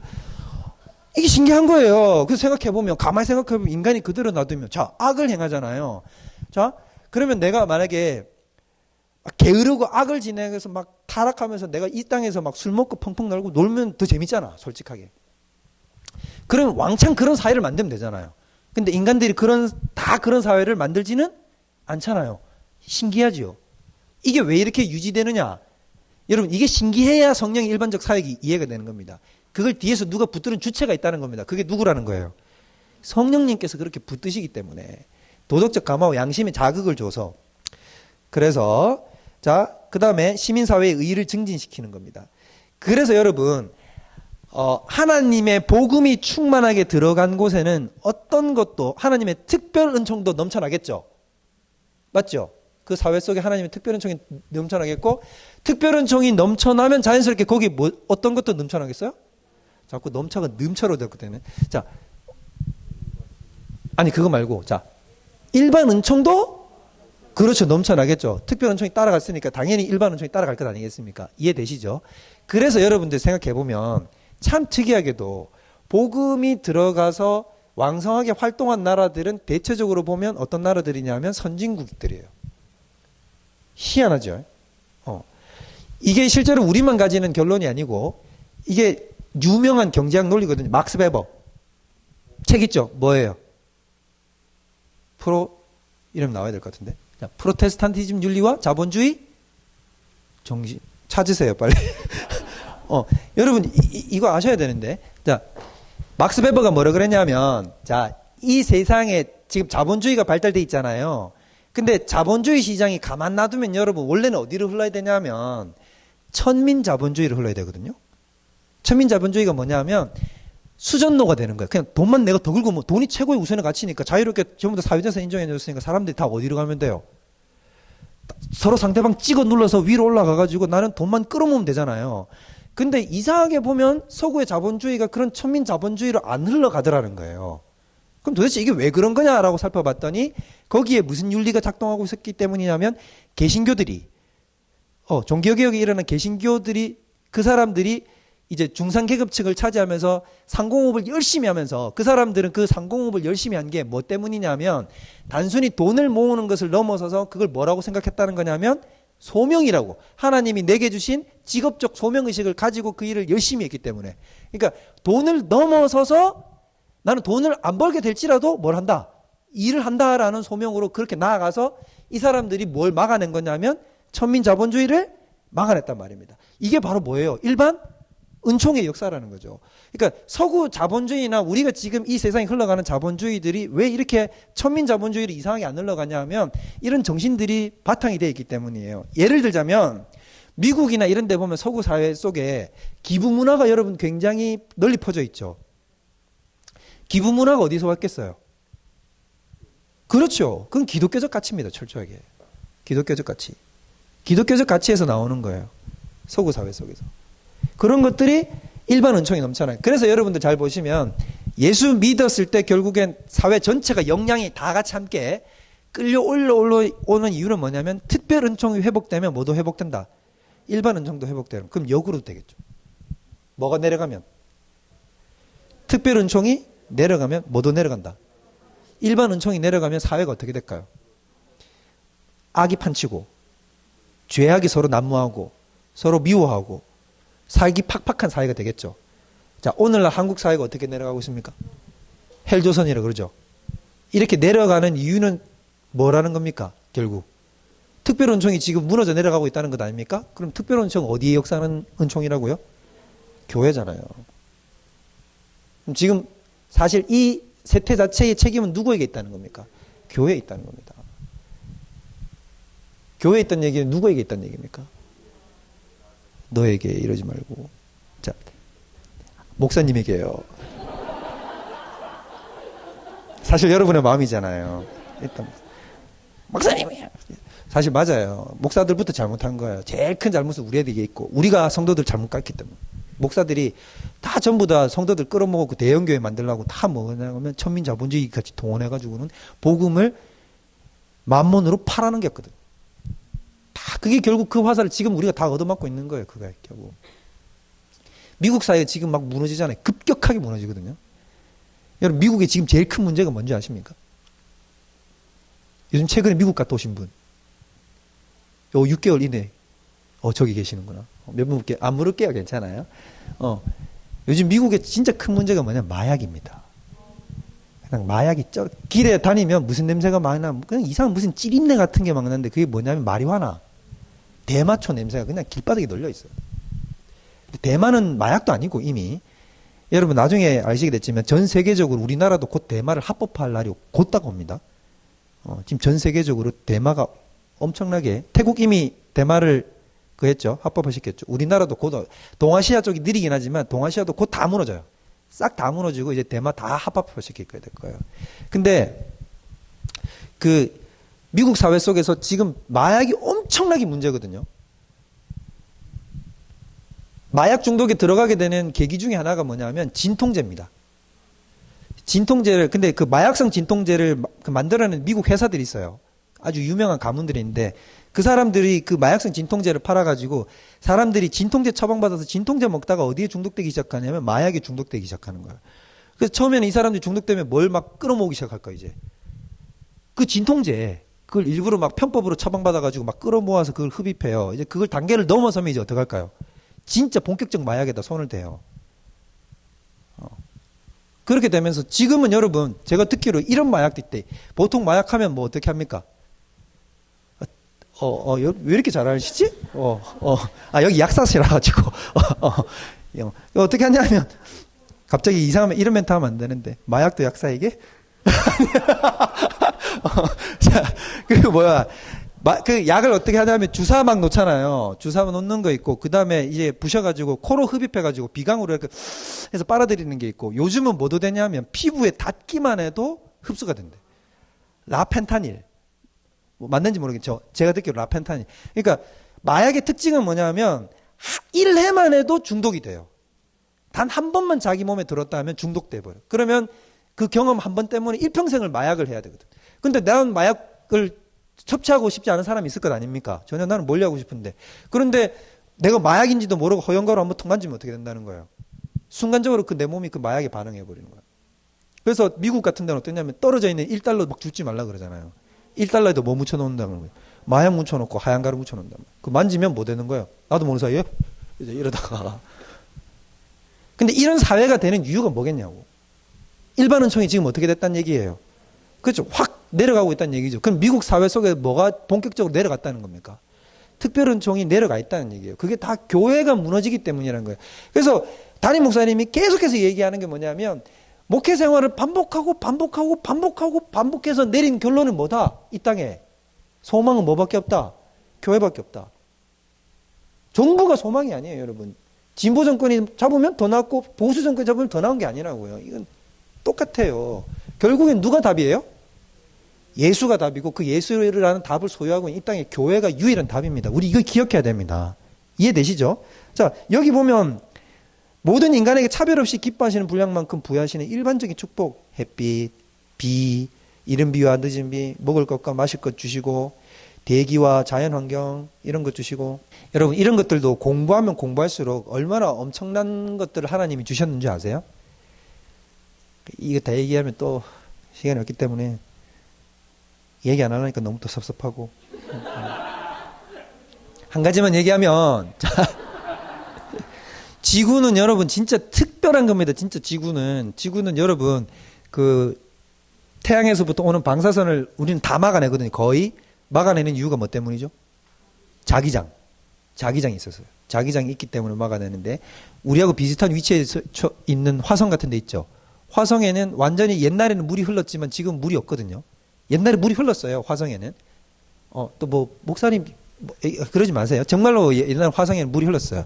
그럼 화성에 물이 흘렀는데 지금 왜 말라버렸냐면 거기에는 자기장이 없어요. 자기장은 어떻게 해서 생기냐면 지구에 있는 핵이 회전을 해야 돼요. 핵이 회전을 하면 이 금속 덩어리거든요. 그 금속 덩어리가 회전을 하면서 뭐가 생기냐면 자기장이 발생을 해요. 근데 지구의 핵은 회전을 하는데 화성에 있는 핵은 회전을 안 하는 게요. 그래가지고 어느 순간인가 멈춰버린 거죠. 그래가지고는 물이 그냥 다 말라버려서 지옥 같은 행성이 되는 거예요. 금성도 마찬가지고. 조금 더 따지고 보면 제가 무슨 얘기를 해주고 싶냐면 요즘 천문학자들이 정말 노력하는 게 뭐냐면 지구형 행성을 발견하는 거. 요즘 엄청나게 빠른 속도로 발견하거든요. 요즘은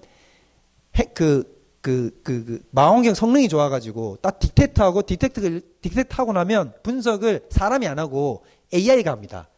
그럼 AI가 그냥 다다다다다닥 찾아내요. 그러면 옛날에는 막 수십 년 걸려서 하나 찾아내던 건 지금 1년에 막 수십 개, 수백 개씩 발견해, 지금. 그러면 여기서 제일 중요한 게 뭐냐면, 골디락스 존이라 그래가지고, 여기 가운데 태양이 있죠? 태양이 있는데, 태양에서부터 이렇게 적정한 거리를 떨어져 있어야 되는 거죠. 모 항성에서부터 적정한 거리를 떨어져야 물이 액체 상태로 존재할 수 있어야 되거든요. 무슨 말인지 이해되죠? 그래야 그 생명체가 존재할 수 있을 것 아닙니까? 요거 범위를 뭐라고 부르냐면 골디락스 존이라고 이렇게 부른단 말이에요. 아주 막 황금의 영역이다 이 말인 거죠. 헤비타블 존이라고도 얘기해요. 그러면 이 존에 딱 위치해 있는 행성들을 막 찾아내거든요.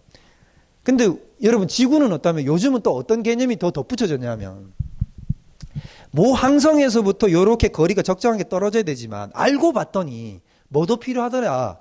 은하계 안에서도 한 은하, 우리 은하 있잖아요. 은하 안에도 중심 핵이 있거든요. 맞죠? 중심에는 보통 뭐가 있냐면 블랙홀이 있습니다. 초거대 블랙홀이 있고 주변을 다 별들이 무리지어서 나선행팔로 이렇게 도는 거예요. 근데 블랙홀에 가까우면 어떻게 될까? 그렇죠. 빨려 들어가는 게 아니라 이제 너무 이제 그 에너지가 강해서 거기서 생명체가 살 수가 없는 거죠. 그래서 적당히 어떻게 되냐면 중심부로부터도 어떻게 되냐면 떨어져야 돼요.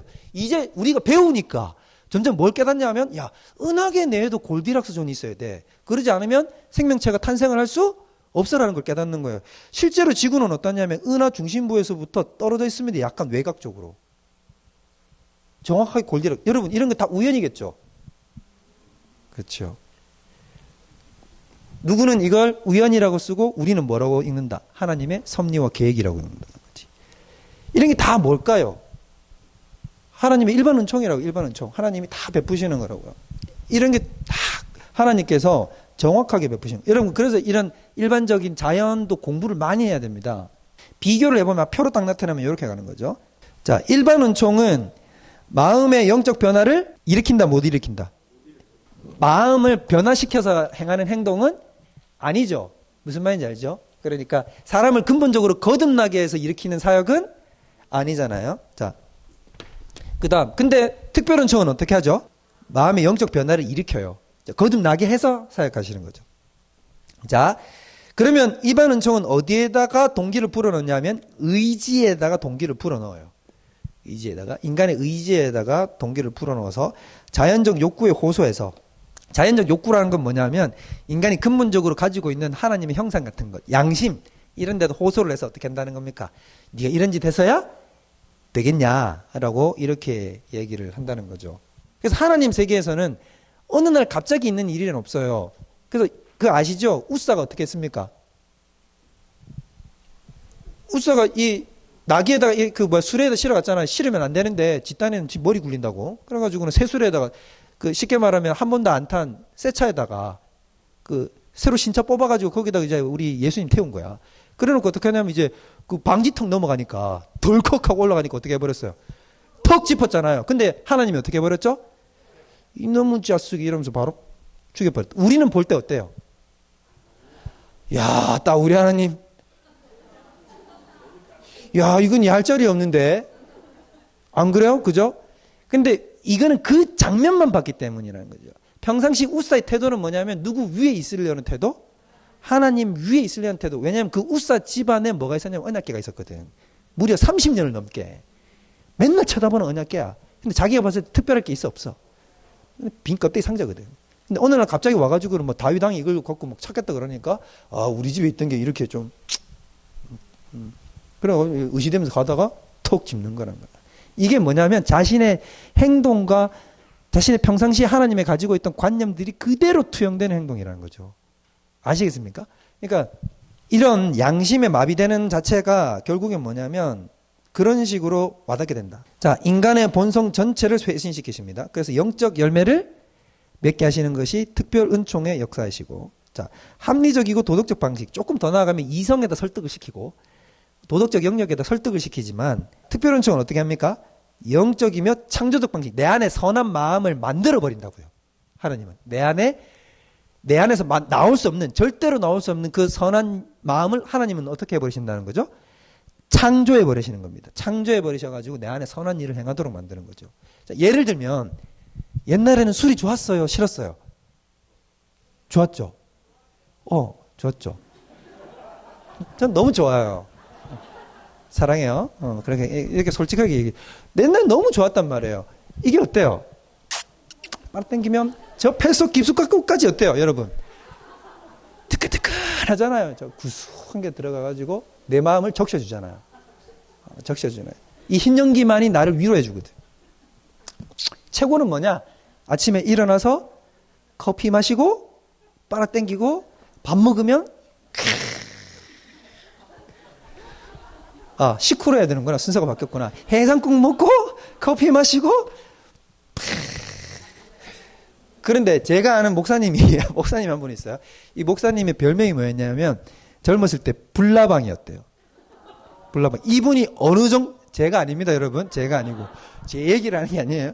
불나방이었대요. 근데 저하고 너무 친한 목사님인데 이분이 어느 정도 불나방이었냐면 대학교 때 그 대학로가 있지 않습니까? 이렇게 대학로 술집에 그분이 걸어가면 어떻게 했냐면 술집 사장님들이 밖에 나와서 다 인사를 했대.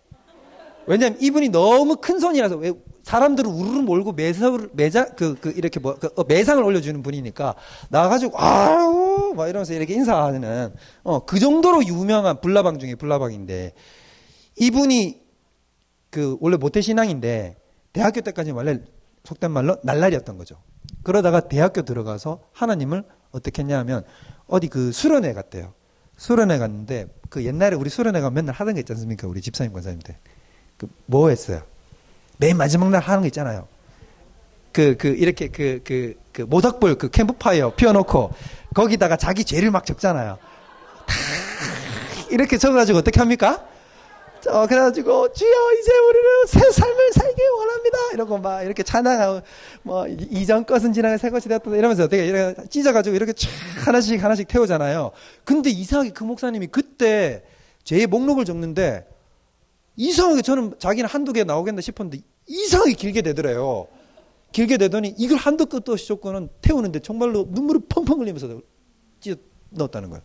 놓고 나서 이제 개강을 했을 것 아닙니까? 와가지고 또 여전히 친구들이 자기를 붙들고 큰손 중에 큰 손이니까 불나방이니까 자기를 데리고 그 대학 한가운데를 걸어가는 거예요. 이제 걸어가는데 들어오라 하고 이제 막 사람들 붙잡잖아요. 그리고 또 자기가 체면이 있어가지고 들어갔대요. 들어가가지고는 앉아가지고 술잔을 잡고 딱 칼락하니까 어떤 마음이 생기냐면 역겨움이 확 올라오고 이게 술을 보는데 이게 확 역겨운 거예요. 이게 내가 왜 이럴까? 근데 여러분 생각해요. 이게 자신의 본연의 마음입니까? 누구의 마음입니까? 그치? 이게 누가 주시는 마음이죠? 성령님이 특별하게 안에 그 선한 마음을 어떻게 해버리신 거죠? 창조해버린 거예요. 창조. 내 안에 없던 마음이에요. 창조돼서 들어오는 거죠. 여러분도 느끼시죠? 여러분도 그런 것 있잖아요. 그죠? 도저히 뭐가 안 되는데 이상하게 내 안에 이제 이게 싫어지는 거지. 담배 피우는데 우리 오늘 어떤 목사님하고 이 목사님은 삼일교회 목사님이십니다. 제가 누군지는 말씀만 드리지 않을게요. 저하고 저녁을 같이 먹으러 가는데 이 목사님이 저한테 뭐라고 하냐면 근처에 딱 지나가는 담배 연기가 냄새가 쫙 오는 거예요. 그래갖고 이분이 뭐라고 수민아 큰일 났네요. 저보다 네, 힌트를 드리면 안 되는데 수민아라고 얘기를 했어요. 자 이제 갑자기 좁혀지죠. 다다다다다다 한 3분의 2가 밑으로 떨어지죠. 이제 팍. 자, 그 여러분 생각하는 3분의 1 중에 있습니다. 자, 그래가지고 그분이 뭐라고 하는데, 야, 왜 시간이 갈수록 이렇게 담배 냄새가 싫어질까? 진짜 담배 냄새 역겨워 죽겠다, 옛날에는 그 담배 연기가 그렇게 구수했는데, 역겹다는 거죠. 역겹죠. 여러분, 담배 연기 구수하죠? 그래요? 역겹잖아요. 이게 왜, 죄악을 보면, 이젠 우리가 어떤 마음이 드냐면, 더러워 죽겠네. 역겹네. 더 이상 하고 싶지 않고 내가 매달리고 싶지 않고 옛날에는 그걸 그렇게 좋다고 난리 쳤는데 이게 이제 더 이상 안 되는 거죠. 이거는 일반 은총으로 된다 안 된다? 안 돼요. 그래서 여러분 미국에도 알코올 중독자 치유 프로그램이 있거든요. 거긴 반드시 뭐가 들어가게 되냐면 복음에 대한 전도 활동이 항상 들어갑니다. 그게 없으면 안 돼. 그래서 우리가 이렇게 선한 일을 행할 수 없는데 선한 본성을 넣어주시는 이가 바로 계신데 그분이 누구시다? 성령. 이게 특별 은총이라는 거죠. 그래서 여러분들 기도하세요. 진짜 안 되면 어떻게 해달라고 하나님.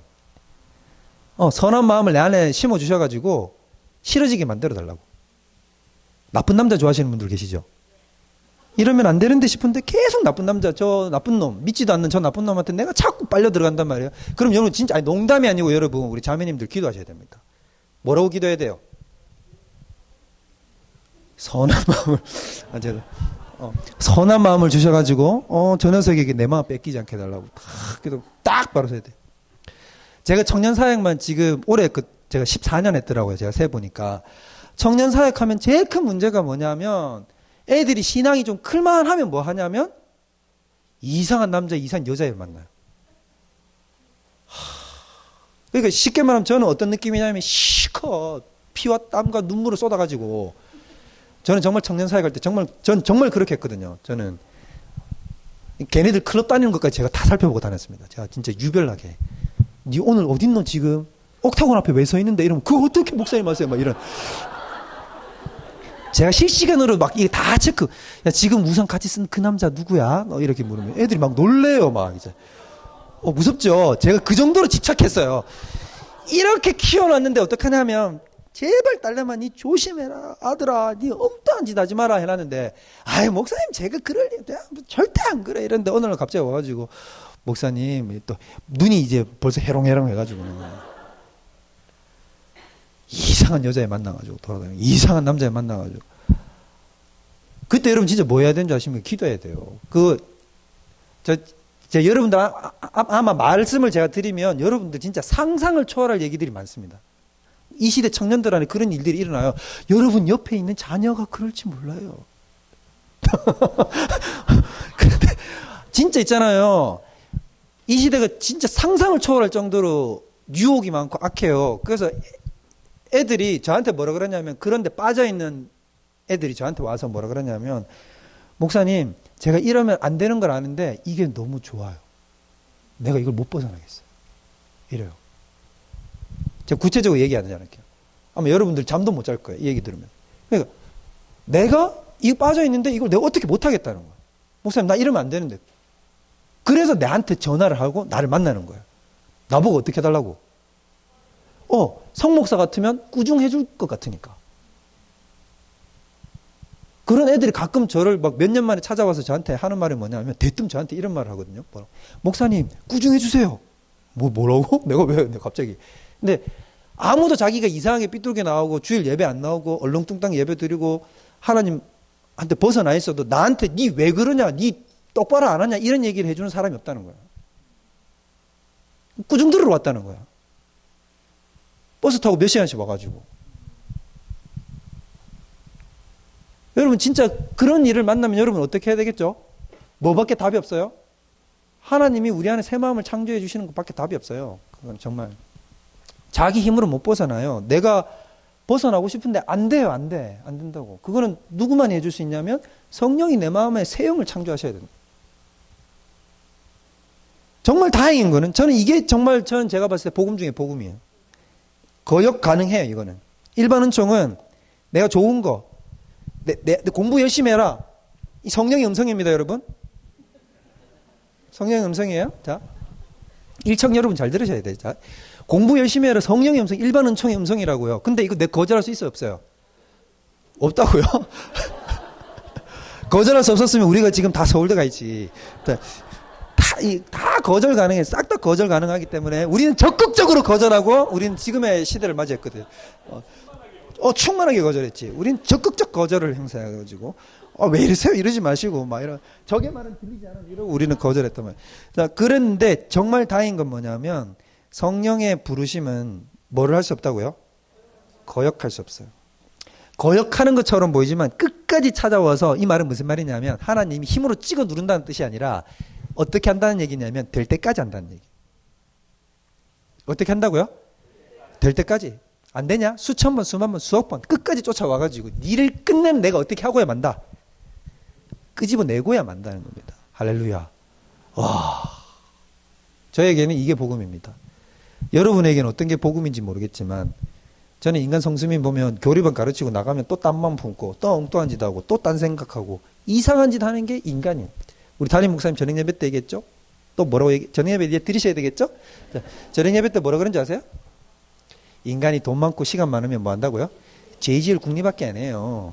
근데 그렇게 뻘짓하는 인간을 하나님 어떻게 하냐면 구원해가지고 그리스도의 형상으로 바꿔내거든요. 이게 누구의 고집으로 되는 거냐면 하나님의 고집으로. 이야, 할렐루야. 저는 이 말보다 더 아름다운 게 없는 게 불가항력. 불가항력. 이 경상도 남자식으로 얘기하면 이건 거야. 니 내 거니까. 닭살 돋죠? 니 내 끼다 이거예요. 뭐 딱, 니 돈 못 간다. 딱 이거 딱 이거 한번 딱 잡고 막, 우리 하나님은. 그래서 저는 생각해 100% 우리 하나님은 경상도 분이다. 천국 가면 여러분 경상도가 천국 공용어로 쓰일 겁니다. 왔나 이러면서 이제 안아주실 겁니다. 딱딱 니 내 끼니까 딱 해가지고 딱 잡고 딱 어떻게 하면 내가 니 안 놓친대. 딱 우리 하나님은 딱 그러면 진짜 딱 경상 딱 눈에 불 딱 들어가지고 딱 잡고 우리 하나님 너무 멋있어요. 저는 너무 멋있어요. 저는 만약에 우리 예수님이 이 땅에 있으면 오빠부 됐을까요? 그 다음에 범위 이건 제한이 없어요. 쉽게 말하면 모두에게 풀어주는 거예요. 그러나 나머지 이 특별 은총은 어떻게 합니까? 제한됩니다. 제한돼요. 자, 일반 은총의 작용 방법은 뭐냐 하면 일반 계시를 통해서 자연 계시가 뭐냐면 자연을 통해서 자연 속에 드러나는 것을 통해서 일반 은총이 모든 만물 가운데서 역사를 하시는 거라는 거고, 그 다음 아주 중요한 일반 은총의 작용 방법이 두 번째 뭐라고 되어 있습니까? 여러분 이거 이해되십니까? 정부라는 얘기 나라 정부를 통해서 하나님이 이 일을 하신다고요. 자, 로마서 13장 한번 펴볼게요. 13장에 보면 이렇게 나오지요. 자, 각 사람은 위에 있는 권세들에게 복종해라. 권세는 어디로부터 난다? 하나님으로부터 나지 않음이 없나니. 이것 때문에 뭐가 나왔냐면 왕권 신수설이 나왔습니다. 왕권이 하늘로부터 온다. 맞지만 그걸 악용한 거죠. 그 왕들은. 그렇기 때문에 내가 절대 군주다 이렇게 했지만 틀린 거예요. 자, 모든 권세는 다 하나님께서 정하신 바라. 그러므로 권세를 거스르는 자는 하나님의 명을 거스름이니 거스르는 자들은 심판을 자취하리라. 다스리는 자들은 선한 일에 대하여 두려움이 되지 않고 악한 일에 대하여 두려움이 든단 말이에요. 이게 무슨 말이냐면 선한 일을 행하면 내가 정부의 공권력에 두려워할 필요가 있다 없다. 악한 일을 행하면 공권력이 작동하잖아요. 자, 이런 게 하나님이 하신 일이란 말이에요. 네가 권세를 두려워하지 아니하려느냐? 그러면 뭘 행하라? 선을 행하라. 그래야면 그에게 칭찬을 받으리라. 그는 하나님의 뭐가 되어? 사역자가 되어 네게 선을 베푸는 자니라. 그러나 네가 악을 행하거든 두려워하라. 그가 공연히 칼을 가지지 아니하였으니 곧 하나님의 사역자가 되어 악을 행하는 자에게는 진노하심을 따라 보응하는 자다. 그러므로 복종할 수 아니할 수 없으니 진노 때문에 할 것이 아니라 무엇을 따라 행하라고요? 양심을 따라. 그러니까 맞을 것 때문에 복종하지 말고 양심을 따라서 행하면 맞을 일도 없다라는 거죠. 그래서 6절 진짜 이거 여러분 이런 구절이 있었나 싶을 거예요. 너희가 조세를 바치는 세금을 바치는 것도 이로 말미암음이니라. 그들이 하나님 일꾼이 되어 바로 이 일에 항상 힘쓴다. 모든 것에 줄 것을 주되 조세 받을 자에게 조세를 바치고 관세 받을 자에게 관세를 바치고 두려워할 자를 두려워하며 존경할 자를 존경하라. 이건 뒤에서 정부의 뒤에서 누가 역사한다는 겁니까? 하나님, 성령님이 역사하신다는 거예요. 물론 이것은 정부가 선하게 제대로 작동을 할 때를 말하겠죠. 그러나 여기서 말하는 건 뭐냐면 비록 어긋나게 작동할지라도 대체적으로 정부는 악을 짓누른다는 거죠. 왜 그럴까요? 자, 일단 이성적으로 생각해봐도 만약에 악이 횡행하면 나라가 나라 꼴이 말이 아닌 되겠죠. 그래서 아무리 악한 정부라도 도둑질이 충만한 나라, 간음이 충만한 나라를 만들지는 않아요. 독재자가 지배를 해도. 오히려 형벌은 커지죠. 중국이 공산당 일당 독재지만 중국이 뭐에 대해서 그렇게 찍어 누릅니까? 마약이나 불법적인 행동이나 이런 것은 사형 이렇게 해가지고 아주 형벌을 강하게 적용하잖아요.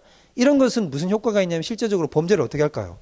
그렇죠. 이 활동하지 못하게 한단 말이에요. 근데 이런 것들은 누가 뒤에서 작동하는 거라고요? 하나님이 작동하신다는 것입니다. 그 다음에 여론도 있어요. 여론이라는 게 무슨 말이냐면 여러 사람들, 대중들의 시선과 이런 것들을 의식해서 내가 함부로 행동하지 못한다라는 거죠. 그렇죠. 그죠? 근데 오늘날은 어때요? 그죠? 이것도 막 무시하죠. 뭐 내가 좋으면 그만이지 뭐 이러면서 일장기 걸고. 죄송해요. 자꾸 그 사람 얘기해서. 하여튼 이런 식으로 이제 막 대놓고 악을 행하는 것들 요즘은 이제 악한 자의 본질이 뭐냐 하면 본성 중에 특징 중에 하나는 얼굴이 철판이에요. 성경에는 뭐라고 나오냐면 악한 자들의 얼굴을 부싯돌같이 굳건하다. 그 사람들의 얼굴은 부싯돌같이 딱딱하고 굳어. 그리고 악한 자의 마음은 양심이 어떠냐면 딱딱한 마음을 가지나 에스겔 36장에 보면 나는 너희들에게 무슨 마음을 주겠다고? 부드러운 마음을 주리니. 새 영을 부드러운 마음을 주리니. 이 악한 자의 본성이에요. 악한 자는 부끄러운 줄 몰라요. 수치를 몰라요. 점점 악한 짓을 하는데도 수치를 몰라요. 수치. 자, 그 다음엔 뭐가 있냐면 하나님이 또 이걸 작동시키는 방법은 뭐라고 읽어볼까요? 시작. 하나님이 뭘 주신다고요? 징계. 이제 이 땅에는 권선징악이 그대로 딱 FM대로 작동하지 않을 때도 있지요. 그런데 대체적으로 숨길 수 없는 것은 또 하나님이 권선징악을 행하십니다. 행해요. 행하죠. 악한 자가 징계받고 잘못되고 결국에는 쓰러지는 것을 우리가 봅니까 안 봅니까? 볼 때가 많지요. 안 보고 넘어갈 때도 많지만 보고 갈 때도 정말 많아요. 이런 것들이 하나님께서 일반 은총을 작동하십니다. 오늘 여기까지 할게요.